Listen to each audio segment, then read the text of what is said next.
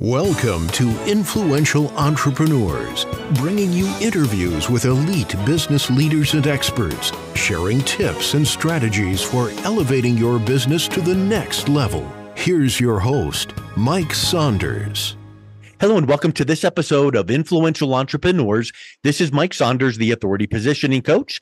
Today we have with us Ari Galper, who's the world's #1 authority on trust-based selling. Ari, welcome to the program. Thank you. Glad to be here and appreciate you having me. You are welcome. And I followed your work for a while and I read your book cover to cover.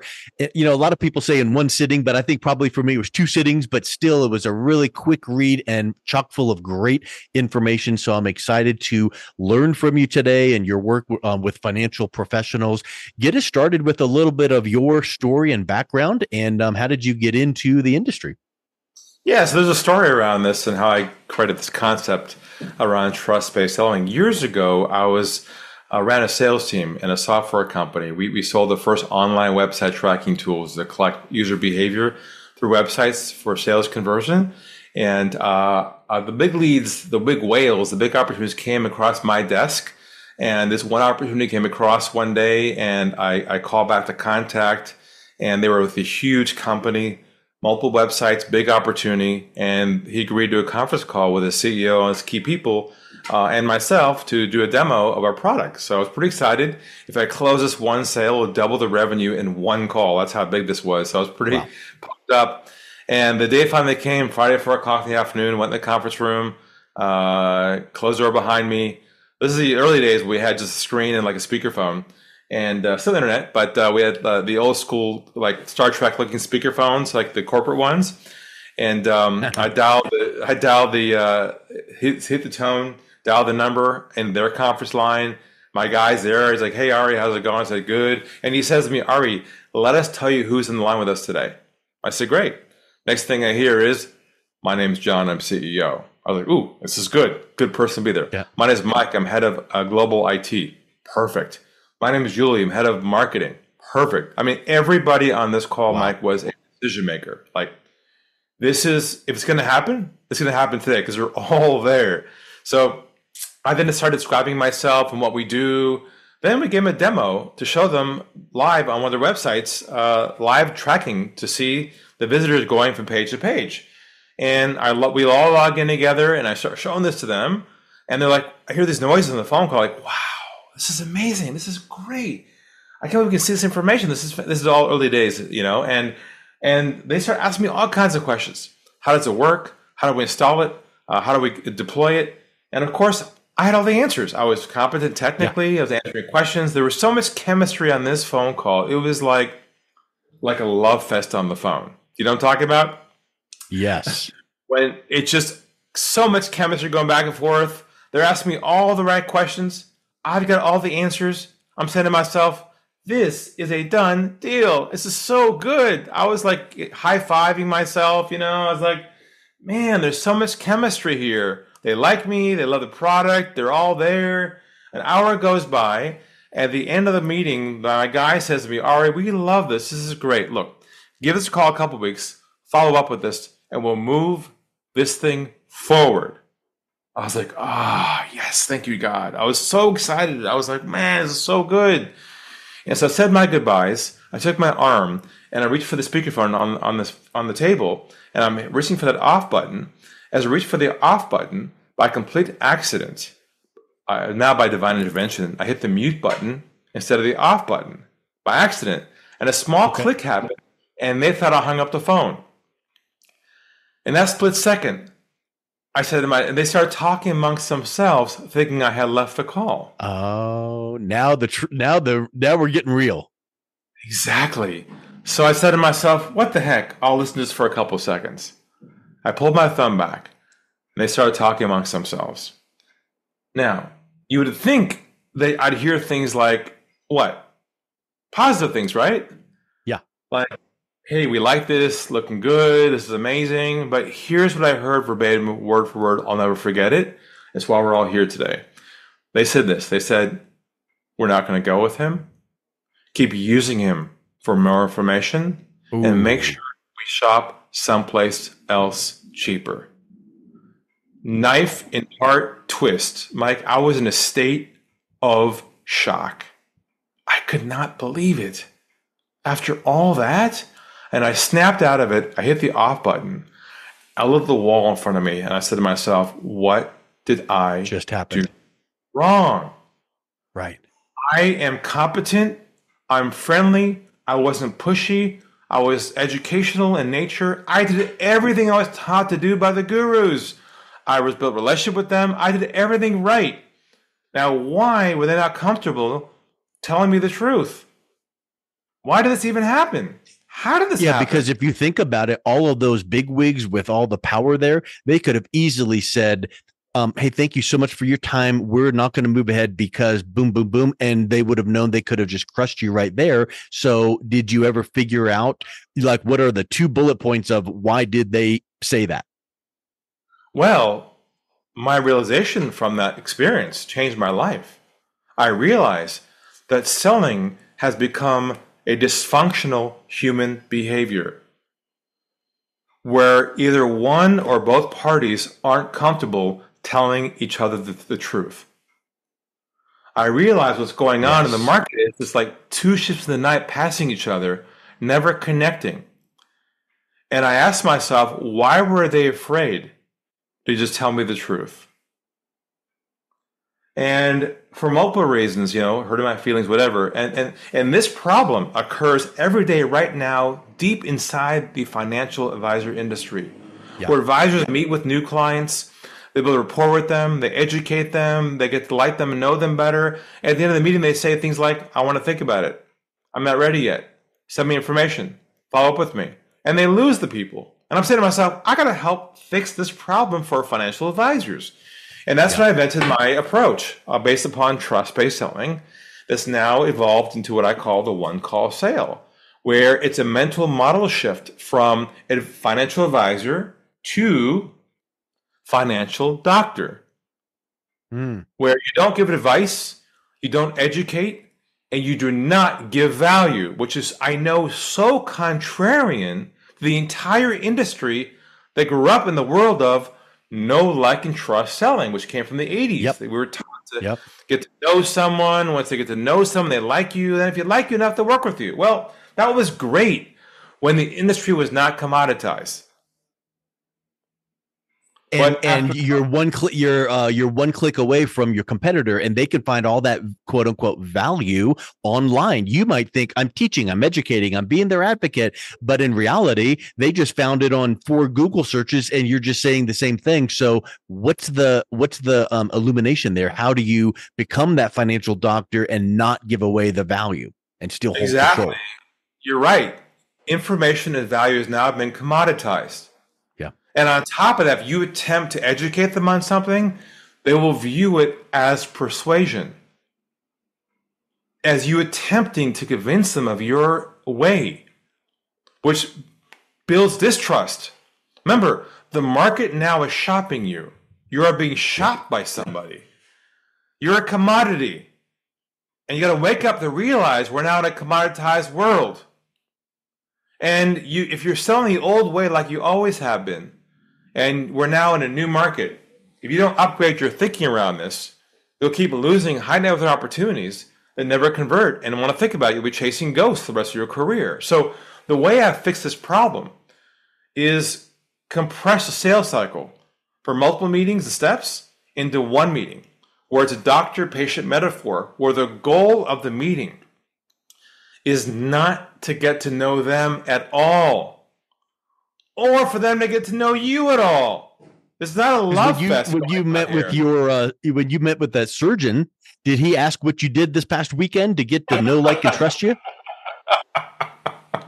Yeah, I see where you're going with that. That's strong. When you go see a doctor, first thing it says to you is this: where does it hurt? Yep. And you say, my shoulder. He says, let me take a look. Ooh, looks a little sore. Let's get you an x-ray, see what's going on. He gets the x-ray, puts in the light bulb thing, and says to you, here's the problem I see. You got that going on, you got that going on, you got that going on. You're like, wow. You feel a sense of relief that you have clarity on the issues behind your own problem that hurts. Then the doctor walks you through a plan for how to fix it, medicine or whatever. Then you walk out the door, you go to the front desk, and you pay. You pay the doctor, not for solving your problem.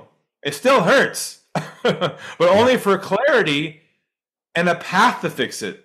Now, the pharmacist dispenses the medicine 5 steps down the road, not the doctor. Now, the financial advisors, what are they doing? They're doctor, pharmacist, educator, all mixed together into one in the first meeting. They're dispensing ideas. They're trying to become their friend. Doctors don't do coffee for a reason. They don't hang out with you. And the irony of all this, Mike, is they don't even have to like you to work with you. Yep. That sounds pretty harsh. They just have to trust you. And relationship building is not trust building pre-sale. Because real relationships take a lot of time to develop. That's real relationship building. Fake relationship building is when you try to add rapport to a short amount of time. When they know the game, they've had other meetings with other advisors already. They know what's going on. They're just playing along with you because they have to, because you force them to be in that realm. So I've got a question for you, Ari, because I'm tracking right along with you. And if we could, put a circle around the word trust and put it in all caps and bold, that's where you're hanging your hat. And I love it. And if you were to say to a financial professional, I can teach you how to get this trust and you will close more sales, they're going to go, yes, yes, yes. But you're saying you do it in one call. And that is just us. You can hear the tires screeching. What do you say to an advisor? And we don't need to go into your entire strategy here in the next 5 minutes, but what do you say to an advisor that goes, yeah, I get that, but man alive, in one call? How do you develop that trust so fast? Well, you do it.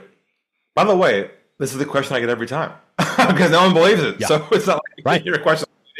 So the way it happens is we have to first challenge your own thinking and eliminate all the things you're doing right now causing this not to happen. Yeah. Like educating people, building rapport, talking too much, trying to solve their problem. On top of that, I tell these people, stop fact-finding on that first meeting. Fact-finding is not trust building. Yeah. That's cross-examining them on a witness stand. The irony of this, Mike, is they don't really care about how you solve their problem. They assume you can do it because they know what you do. You're a financial advisor. It's not a mystery. What they really care about and want to know is, are you the one to solve their problem or not? They are judging you based upon your approach, not your value proposition. That's a commodity. They probably already have a financial advisor anyways. Yeah. Everyone's got one. Yep. So here you are saying, hey, look at me, and we do this. Here's our philosophy. They don't care about you. Nothing personal. They care about solving their own problem. And if you, in the way we, go ahead. What you just said there reminds me of an old speaker trick that I'm confident that you know, but I always say this. Hey, what's everyone's favorite radio station? WIIFM. What's in it for me? They really don't care about. I mean, they do kind of, but in reality, let's get down to brass tacks. Like that surgeon, they don't care about anything but fix me. Here's where it hurts.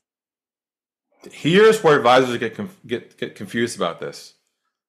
They feel an obligation when someone describes their problem to them to take it on their shoulders and in their mind start solving it. Because they have what I call the curse of mastery. They've been around so long that they know their stuff so well. The moment that someone says to them, I'm looking for help in my retirement, their brain goes, I can fix that. I'm going to show you a way to fix that. Let me ask you a couple questions and let me show you how we work. See, they already make assumptions already in solution mode in their mind. Yep. To be a doctor, you cannot make assumptions. The patient themselves may say to you, my shoulder hurts, but they themselves don't know the context at a 360 view as to why it hurts. They can't explain to you. You have to do an x-ray with them, a financial MRI, I call it, to help them see their own problem in a different way. You got to help them see the gravity of it, the seriousness of it, and the urgency of it. You got to help them see the gaps they can't see inside their own problem. That requires you to get out of your head in solution mode and go into problem central mode and be problem centric, which means doing a deep dive inside their problem and unpacking it and peel the onion back. It's called going down the iceberg, what we teach our clients to do, to give them the skill set to diagnose and not provide solutions. Because they're going to hire you not based upon your value. They're going to hire you based upon your ability to provide them clarity on their own problems. So, Ari, it makes me think of something else, and I need your advice on this because I know I'm confident you have to cover this in your teaching. You've heard the saying that goes something like, you can't get where you want to go if you keep doing the things that you were doing to get to where you are, because you have to do new and different things. Meaning, when that prospect comes to that financial advisor and you're on their call and you're seeing what they've been doing, at some point you see where there's a quote unquote problem or they should be doing something differently. How do you get the advisor to communicate with kindness so that that prospect client doesn't feel like you're coming down on them like, oh my word, you shouldn't have never done it this way, that way, the other way, because you have to point to the fact that it could be done better without offending and making them feel bad. Right. It's this word called empathy, which most advisors have a hard time conveying. Most advisors operate from their head, not their heart. And we help them create what we call bedside manner with people, showing they care about them and empathy. Of course they care about them, but they don't have a way to express it. They're like human calculators. They get the facts, they calculate the answer, and off they go to a next step. That's not trust building. That's trying to solve the problem. This is a whole new level of depth that most advisors were never, ever taught their entire career. And it never was important until now, because previously to COVID, providing unique information and being unique in not being one of many was special. But now those days are over. Hence why you're being shopped and why you can't convert 100% of your opportunities. And that's our goal for all of our clients, is 100% conversion of everyone that's qualified on that first meeting, assuming they fit your model. If they don't, you're the problem, not them. Yeah, there's just not a good fit. You should, out of obligation, just kind of move on and say, "Hey, there's not a fit because." And but you mentioned COVID, and it made me think of something, because all of these approaches and mindsets with developing and building trust, it makes total sense. And if you were sitting belly to belly with someone and someone from the golf club referred someone to you and you sat down, all of these things would make sense. But now it's 10x, 100x more important in the world of virtual. Yeah, correct. Now, this requires the advisor being very open-minded, being willing to be coached, and to be challenged with their own thinking. This is a transformation that has to occur. So this is not sales training. This is trust training. Yeah. It's never before been available in the industry until now through this model, because no one ever thought this way until now, because we didn't have to. But now we have to.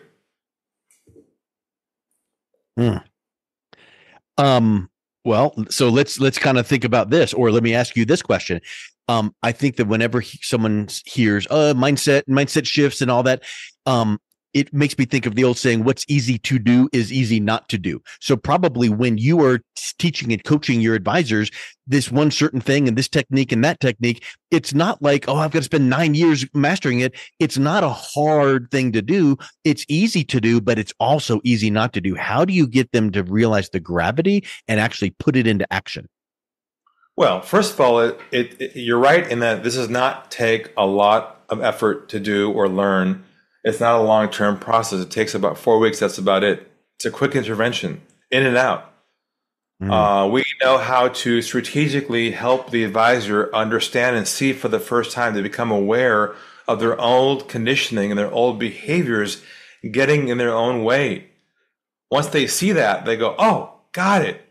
Then we give them the framework and roadmap for how to be able to unpack and go down to what we call the iceberg, to have trust-based questions, not fact-finding questions, to help peel the onion back, to help the prospect feel you care about them, help to understand what I call cost of inaction, COI. not the other COI, but this COI. Yep. Where not you help influence. No, that's the worst model to do because it's now been commoditized channel also.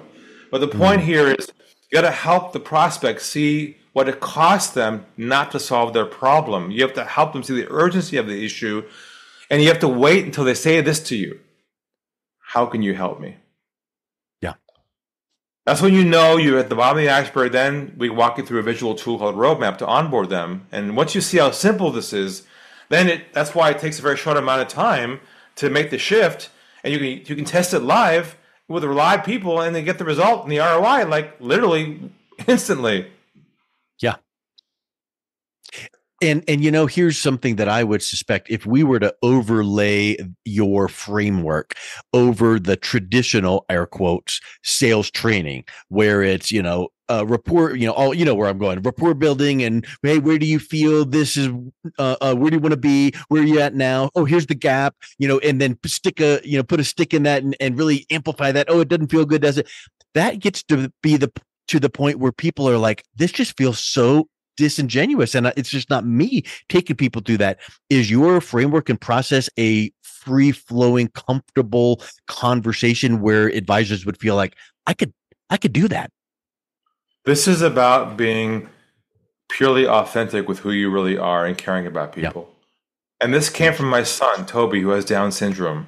I wrote a book about him called Lessons from Toby. And then I learned how to be transparent, how to have no hidden agenda, and how to let go of my goals and focus only on the other person's goals and dig into their world to help them feel connected. You know what real trust is? When you meet somebody and you say to yourself, man, he just gets me. You meet your wife or husband, you say to her, oh, she gets me.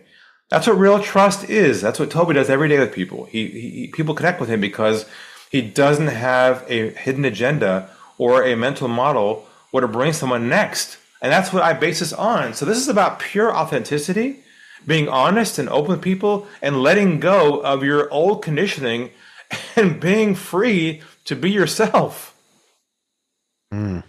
That is so huge. Well, Ari, I think we could talk for about another 9.5 more hours and still be taking our first breath and moving forward. So I would like to just say, if someone is interested in learning how to unlock their sales game and amplify that trust-based selling, what's the best way that they can go and learn more about your work, pick up a copy of your book, and reach out and connect with you?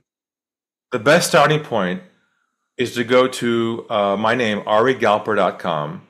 And on the homepage is my newest book called Trust in a Split Second. You can get that book there. I think it's still available for free. You can order the book and you can schedule a consultation with us. We can have a chat with you to do an x-ray on your sales process and figure out what your holes are and see if you're even open to this idea. And I think once you go through our process and see how we handle you, you can mirror that and learn from us just from that alone. So I'd encourage you, if you're here listening to this right now and this intrigues you, go to arigalper.com and just order the book, schedule the consultation. It's complimentary, and keep an open mind. Don't be skeptical, because that's the only way you're going to be able to change. Hopefully that helps, Mike. It sure does, Ari. Thanks a million for coming on. It's been a real pleasure talking with you. All right, take care. You've been listening to Influential Entrepreneurs with Mike Saunders. To learn more about the resources mentioned on today's show or listen to past episodes, visit www.influentialentrepreneursradio.com.